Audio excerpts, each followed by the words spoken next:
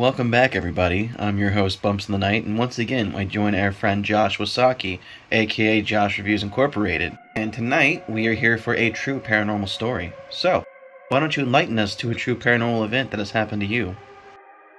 Well, this happened to me when I was 15.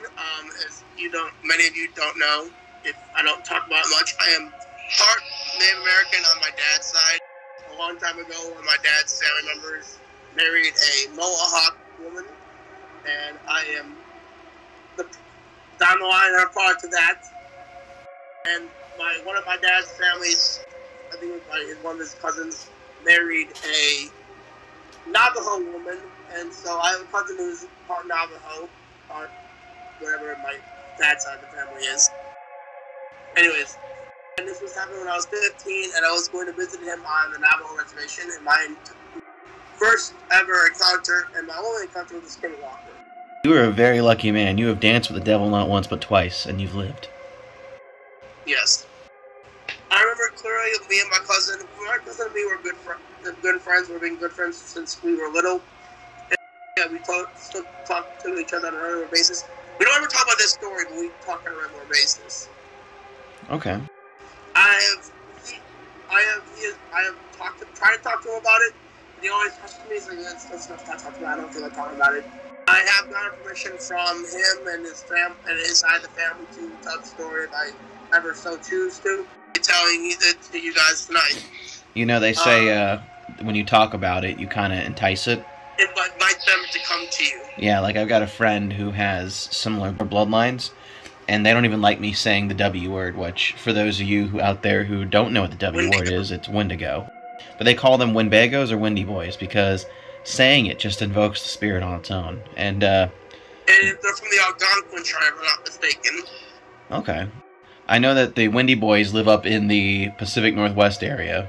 You can find them in Connecticut. The Canadian areas as well. Yes, pretty much mountains and, the western woods. But that's a story for another time. Let's talk about your encounter with the Skinwalker. Okay, so I was 15 and I was in I think it's Arizona where the reservation is. I'm not mistaken. I could be totally wrong. Okay. Yeah, it's Arizona. It's Arizona. And I was visiting my cousin and his family. My dad and mom were actually going to stay over for a wedding that I wasn't invited to. Damn. Yeah. Ouch. Yeah, so I wasn't pissed about it. I was like, I don't really like to dress up in like suits and ties. So you did not acquire an invite to this wedding. Yeah, I didn't get an invite to this wedding. Mainly because I don't think they knew who I was, and I don't know why. I didn't get an invite anyways. Yeah. So I get to spend time with my cousin. I don't care. My cousin was 18 and I was 15, so he is older than me. Basically, him and his girlfriend were going to go to a movie that night, and I was invited to go. Okay. The movie, however, was the reservation, so it was in the main town. Okay. Yeah. Okay. I did bring a gun with me because I'm in a state, and we drove to Arizona, mind you, so it wasn't like I brought a gun on a plane. Oh my God, no, we drove to Arizona. Does your family have a lot of guns? We have a few. I definitely got more than my dad did.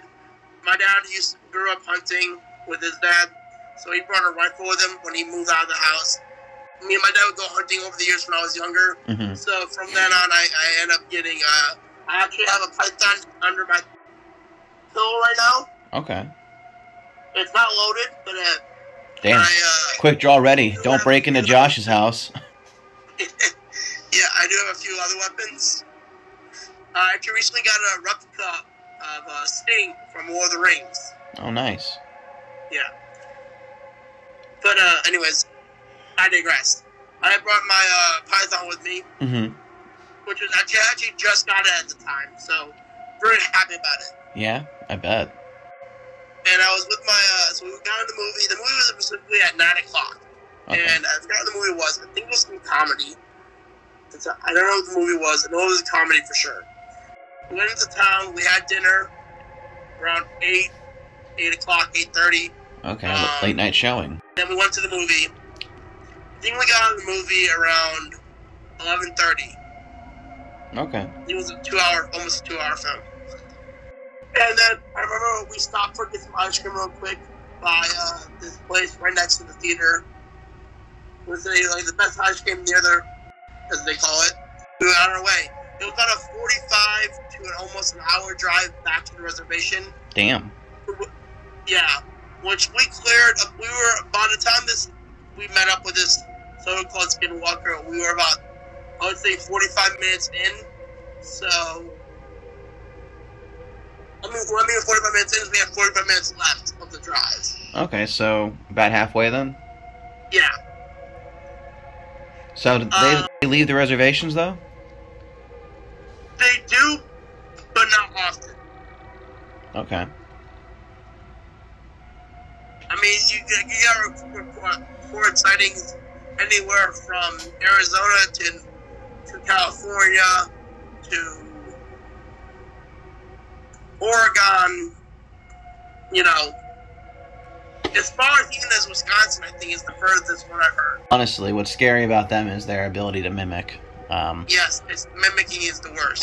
So I never, real quick, I'm going to digress a side note. I never really took them seriously or was ever really concerned about them. Enough of the videos on the internet have made me more than a believer, and I'm actually quite scared of them. I fear them just as much as I fear Wendy Boys, although I think I'd die. I agree. I understand. I completely understand. It's one thing watching a video, but it's another thing I will say, staring it in the face at 11:35 at night. So now 11:35. It's right now. It's almost 1 o'clock in the morning. It's 12:30 in the morning, and you're staring at right between your headlights, your cousin's pickup truck's headlights. Give me the chills, my dude. It's not only mimicking my. Anyways, so we're driving, and my cousin says somebody's walking along the road. Mm-hmm. He's gonna try to let it pass, and as we get closer, he steps on the brakes and he says, "Whatever you do not look at it. Do not make a sound." Now, was the girlfriend with you guys at this point still? What? Was his girlfriend still with you guys at this point? We were on our way to take her home. We all lived on a reservation. Okay. We're all in the reservation area. Okay. So, we stopped there, and I remember starting to hear my sister's voice. Oh no! Like, my sister's back at home with my grandparents. This can't be. Yeah. What did it say? Josh, I have to show you something. Oh my god, it got real specific with you. Must be a bloodline thing. I was like, I literally said, "What? My sister's back in Florida. Why would she be here?"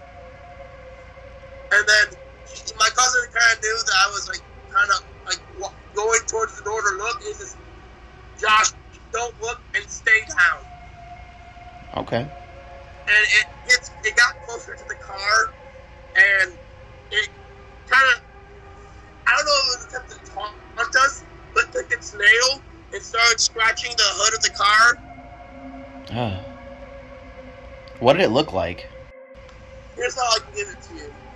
It had a body of a wolf, okay? But it was walking on 2 legs that were horribly bent, misshapen, and its eyes, I think its eyes will I'll never forget. It doesn't have wolf eyes, it had human eyes. Jesus, so it just sounds like this 3D anamorphic freak. It looked terrifying. It smiled at us finally when they started scratching my cousin's car. My cousin got a little pissed because, not only did he worked hard to rebuild his car because it was wrecked when he got it, right? Mm-hmm. Yeah. He's now scratching a car that he rebuilt. So he looked up and it smiled at him. Yeah, because it got his goat. Literally. Yeah, and my cousin got out of the car, which I think was a big mistake, and he grabbed the gun in between his seats. He had a shotgun. Oh, fuck. Yeah. And he says, "I'm not going to play games with you." His girlfriend's now is freaking out. She's crying. I'm crying a little, but I know my cousin's going to need me, so I grab my python. I had underneath the seat. And I get out of the car and I said, I got your back if you need me. Okay. And he says, at this point, the Skinwalker is talking to us directly. Oh, God. Fuck that. And is trying to say, come over here, I want to tell you something. Did you but put... it's switching between his grandmother's voice and my sister's voice, back to my mom's voice, to my brother's voice. I hope you put a bullet through this thing's fucking skull. When the voice mimicry didn't work, it started to get mad, and it started to walk, kind of half charge, half walk toward us. Mm-hmm. And my cousin shot a warning shot and said, "You make one more step, and I swear I'm putting shells into you." Okay. And it didn't listen.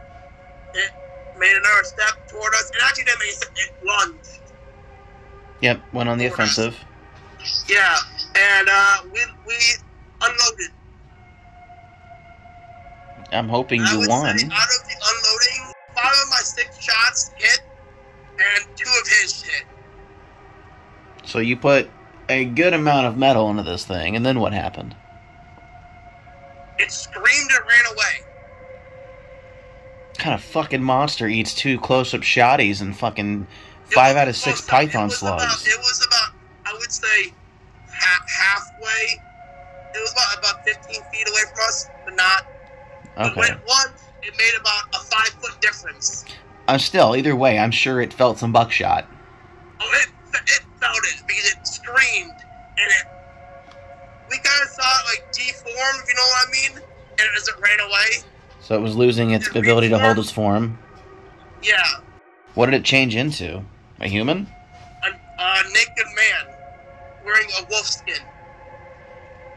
Bet he fucking learned his lesson.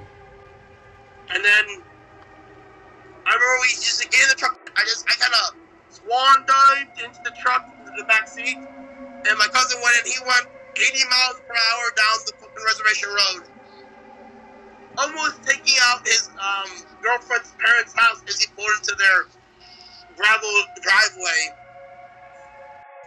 letting her out of the car, then drive the extra 20 minutes at like 30 miles per hour. By the way, at this point, it's a residential area. Yeah. To his house. And I remember we ran into the house, and he's speaking in Navajo, and I can't speak any Native American at all, so. Yeah. I'm just saying, what are you guys saying? He's speaking to his grandmother, and his grandmother is you two here, sit down. She brews us a cup, 2 cups of coffee for us, and tells us what happened is he was trying to speak Navajo, and it was all from around gibberish. This is how frightened he was. Yeah. So he finally calmed down and was able to speak clear English this time and not Navajo to her about what happened. And she said, "You did what? You fired on it, let alone that thing's pissed at you. Are you sure it didn't follow you?" Ooh. He said, "I don't know. We sped off as soon as it ran away into the fields." So that thing's got to be from the same tribe, right? I think so. The thing is, the only way to defeat a Skinwalker is to find out who the Skinwalker really is. Well, yeah, I mean, like, but Skinwalkers are shamans who turn to the dark arts, am I not? Yes. Yeah. So, eek. The problem is that his reservation has like 30 shamans. Yeah, that's quite a few. So, like, to figure out which one it was, it's anyone's guess. Oh, that's easy. Just have them all walk through a metal detector. The motherfucker who starts beeping from all the shells in him will know. And in fact, that works too, yeah. But, I remember I didn't get any wink of sleep that night. We just kept trying to, he kept having mini freakouts, and I kind of kept coming down with his grandmother. At some point, I think it was like 2 in the morning, she came out of her room and gave us a medallion. I don't know what a medallion is anymore, but it's like it was a totem of some sort, and said, "She'd keep this on you for the next few months. After a while, I think whatever is following you will leave you alone." I'm hoping it did. It would be best to keep you. Now, I'll give you this. I think I saw it again. Well, mind you, I was on a plane. That's... about to leave, and I thought it was the runway.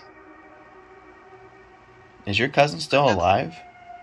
My cousin's fine. He's lucky then, because if it saw your guy's car, even in the dark, it marked it. He put his nail in it. Well, I hope he stays that way. Yeah. But I'll still never forget that night. Just the sheer terror I felt. It wasn't on the par as the terror I felt with the Black Eyed Kids. Because at that time, I could fight back with this one. When I was an 11-year-old boy of mere 5 foot height, with no gun in sight. This time, you were more of closer to a man, and you had a weapon, so I guess that would make all the difference in the world. But you said you thought you saw it on the landing strip. Why don't you run that back for us? So, a while back, like 2 years ago, I went to my cousin's bar mitzvah in Chicago, Illinois. Okay. We were staying in Illinois for like 3 days for my cousin's bar mitzvah and partying, all that. And my grandfather and me and my sister and brother were going home, while my parents were going to Minnesota to go to the Mayo Clinic, some testing for some stuff, just, overall health stuff for my uncle and them.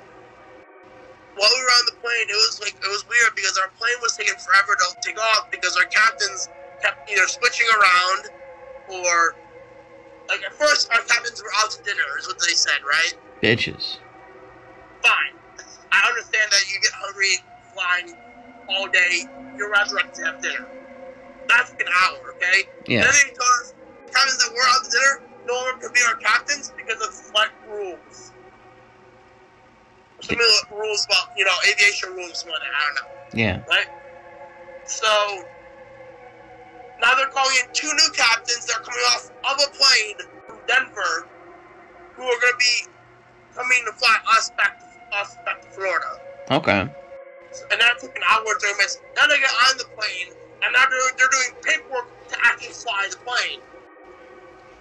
Right? Yeah, yeah. Midway through this, I am just staring out the window. I was like, can we hurry up, please? And my eyes focus in the darkness, so I'm in the city, which is weird because it's the city. It's like, I'm at O'Hare Airport, okay? Yeah. One of the biggest airports in the United States. Okay? Okay. And on the ground, I legit see what looks like to be something about, I would say, 5, maybe 6'1", 6'7", around that age range. Big, hairy, wolf-like, looking at me. Oh no, you didn't see a Skinwalker, my boy. You saw the Dog Man. No, but for real. So you saw something look kind of like a wolf? Yeah, it looked at me, and it pointed at me, and then, like, it just, as people started to walk, like, ground workers started to walk toward that area, and I darted away real fast. On 2 legs or 4 legs? 2. It was weird. It went from 2, and then, if there was no one else wasn't going fast enough, it went to 4.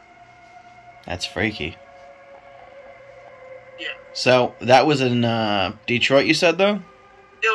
Illinois. That's a ways away from Arizona, though. Mm-hmm. I wonder if this thing's out there tracking you. I don't know if it was tracking me or not, but I haven't seen him again since. Well, let's hope you never see him again, because that is literally terrifying. Well, if you happen to bump into him again and survive, please inform us. We'd love a continuation to this. I would definitely give you the tale. Alright, so, do you have anything else for the audience? Just stay safe out there. You never know what lurks and goes bump in the night. You're not wrong. You do never know what goes bump in the night, because when we started talking, I closed my window. I usually leave it open for my cat. But my new apartment faces out towards the woods. And I get bad vibes. I'm not saying, like, something's out there to kill me, but I'm not willing leaving my window open for something to watch me and I can't see it back. So, there's something definitely goes bump out there in the night. With that being said, though, thanks for joining us, Josh, and we'll see you next time on True Paranormal Stories. Anytime.